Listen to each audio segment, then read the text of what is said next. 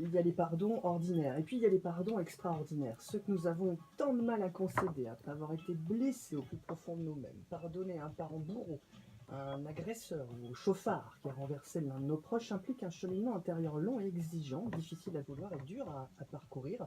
Alors, quelles sont les différentes étapes du pardon? C'est ce que nous allons voir avec Sylvie Marx, psychologue à Metz. 9h-11h, la vie en bleu sur France Bleu Lorraine. Alors quand je dis psychologue, c'est pour aller vite, mais vous êtes psychologue, thérapeute, conférencière, formatrice, médiatrice familiale. On vous retrouve toutes les semaines ici sur cette antenne et c'est toujours un plaisir. On va effectivement évoquer le pardon aujourd'hui. Et je crois que vous souhaitiez commencer par exemple, ce témoignage d'une femme battue. On est en plein dans l'actualité, Alors, voilà, suite aux agressions faites aux femmes, aux violences faites aux tout femmes. à fait. Comment on pardonne dans ces cas-là? Quel est le cheminement? Alors, d'abord, ce qu'on va voir, c'est qu'en fait, on a des jours dans la semaine. Souvent, on me dit, mais tiens, pourquoi Sylvie, vous êtes à Radio France Bleu tous les mercredis, et là, vous vous retrouvez le lundi. En fait, il y a des jours. Et il y a des jours aussi pour le pardon. C'est très drôle, mais sur un plan énergétique, il y a des études qui ont été faites. Le lundi, c'est le poids des ordres dans ma vie. C'est la relation à la mère. Le mardi, ce sont les racines du passé. C'est pour ça que les tribunaux sont très, très, très bombés. Le mercredi, c'est le jour de la communication et des demandes. Le jeudi, c'est le jour de la communication et du recevoir. Le vendredi, c'est le jour de Vénus, c'est le jour de la séduction. On est dans des rapports beaucoup plus séducteurs. Le samedi, c'est les racines du passé. On nettoie un petit peu, on prend du temps, etc. Et le dimanche, c'est les demandes spirituelles, les prières. J'ai déjà évoqué dans d'autres émissions précédentes que le spirituel, c'était le soi profond. C'était pas forcément le spirituel en fonction de la croyance religieuse. Voilà.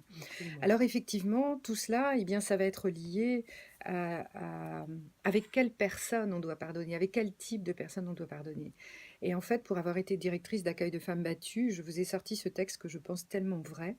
Une femme battue est une femme perdue. Tu m'as battue, tu m'as perdue.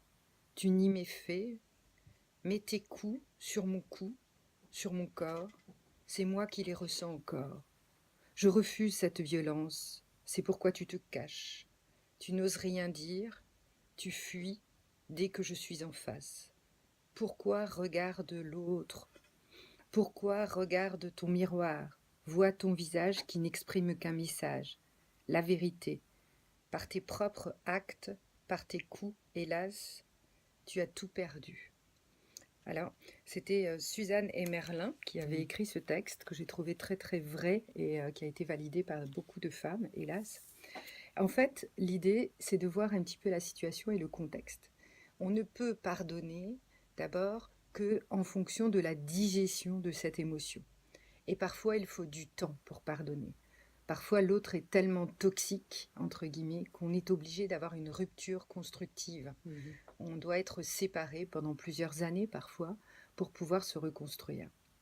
Et puis, ce qu'on va voir aussi dans le pardon, eh bien, c'est qu'il est lié complètement à l'amour de soi. Si je me mets en permanence en victime, eh bien, je serai traitée par l'autre, par les autres, en victime. Je disais à une autre émission, si je me traite en princesse ou en roi ou en reine, je serai traitée de la sorte, parce que l'autre est quelque part le miroir de mon inconscient. Donc, dans le pardon, on voit qu'il y a deux choses importantes. C'est que le pessimisme, c'est d'humeur. L'optimisme, c'est de volonté. Ça veut dire qu'il faut une forme de volonté. On a 60 000 pensées par jour et 58 000 les mêmes tous les jours. Ça voudra dire qu'il va falloir formater son cerveau différemment en disant « je vis déjà pour moi, j'apprends à vivre autrement ». Si on ne change pas cette pensée, alors c'est pas possible de pouvoir pardonner. Il faut briser ce cercle vicieux, en fait, en quelque sorte, parce qu'il existe autant de pardon que de victimes. C'est ça, tout à fait, tout à fait. Et puis, je pense aussi que parfois, il faut savoir digérer la situation pour étudier la situation. Un petit peu comme le texte de Socrate, est-ce que c'est vrai, est-ce que c'est bon, est-ce que c'est utile? Parce que il y a des gens qui sont fâchés, et je l'ai vu puisque je suis médiatrice familiale, des gens qui sont fâchés, ils savent même plus pourquoi ils sont fâchés. Et ils sont fâchés il y a 20 ans, il y a 30 ans, et ils se voient pas à Noël, et etc., etc. Alors, la difficulté, c'est qu'est-ce que je mets en place par rapport à moi avec mes valeurs? Je dis pas qu'il faut se forcer, je dis qu'il faut simplement être en accord avec soi.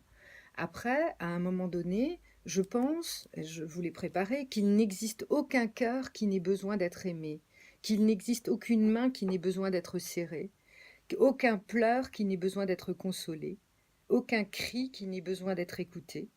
Je dis ouvrez la porte, franchissez-la, c'est un nouveau départ, c'est vers autre chose, c'est ouvrir son cœur. Et je pense que chacun possède une étoile qui peut faire briller. Pour avoir travaillé longtemps en milieu carcéral, j'ai pu voir qu'il y a des gens qui étaient dans des situations dramatiques de souffrance et qu'on avait accablés et c'était pas toujours juste entre guillemets. Mm. Donc il y a aussi des manifestations d'attaques, d'agressions extérieures qui sont pas toujours maîtrisées. Si l'offense ne cesse pas, aucun processus de pardon ne peut s'enclencher. C'est ça. Si en fait, alors on va se mettre sur les deux plans. Mhm. Sur la personne qui va être victime, la personne qui va être victime va être ou acteur ou spectateur. Dans un premier temps, elle est systématiquement la victime, donc systématiquement spectateur de la situation. Ça va être dramatique pour elle et elle va plus dormir la nuit, elle va avoir plus mangé, etc. Tous les besoins d'Abraham Maslow de base, c'est-à-dire les besoins de sécurité, elle va les perdre. Donc il y a une vraie perturbation neurologique et cette perturbation neurologique va engendrer qu'il va falloir retrouver des toutes petites choses. C'est en faisant les choses que les choses se font. Des toutes petites choses, des toutes petites activités, de la peinture, de l'art, du raccommodage, du tricot, etc., etc. Des toutes petites choses pour recroire en soi. Mais il va falloir penser, dire et faire pour recroire en soi. Sinon, c'est pas possible. Ça, c'est de la place de la victime. Voilà. Maintenant, de la place du bourreau, entre guillemets, si je puis dire, le bourreau, s'il n'y a pas ce passage par rapport à une forme de culpabilité, il va jamais se pardonner. Et s'il ne va pas se pardonner, il y a deux fonctionnements, où il risque de récidiver, ou alors il va se trouver, il va aller dans l'ego, même voir l'ego fort, en disant c'est normal, il y a eu ça, elle était méchante, donc je lui tapais dessus, ou j'ai fait ça à mon enfant parce qu'il criait, etc., etc. Ce qui pour nous, à nos yeux moralisateurs, c'est intolérable, complètement intolérable. Mais en même temps, donc on va travailler en tant que psychologue, en tout cas, sur la culpabilité du mal-être. Et ça, c'est très très important, c'est ce qui va faire bouger les choses. Après, bien sûr, je reviens là-dessus, c'est que pardonner, c'est pas forcément oublier. Ce qu'on va voir, c'est que pardonner, ce n'est pas tout laisser passer. Pardonner, ce n'est pas tout oublier. Pardonner, ce n'est pas être faible. Beaucoup de gens viennent à mon cabinet en disant « Ah non, là, je lui pardonnerai jamais ». Et ne pardonner jamais, ça veut dire qu'on porte la rancune. On n'en rend qu'une seule, comme disent les Québécois. Donc, on garde toutes les autres. Donc, c'est tout le problème. Alors, pardonner, c'est refuser la rancune, l'exaspération, la vengeance, le mal qui m'a fait, que l'autre m'a fait, qui me brûlera certainement, qui me brûlera un temps, mais je refuse de lui faire payer.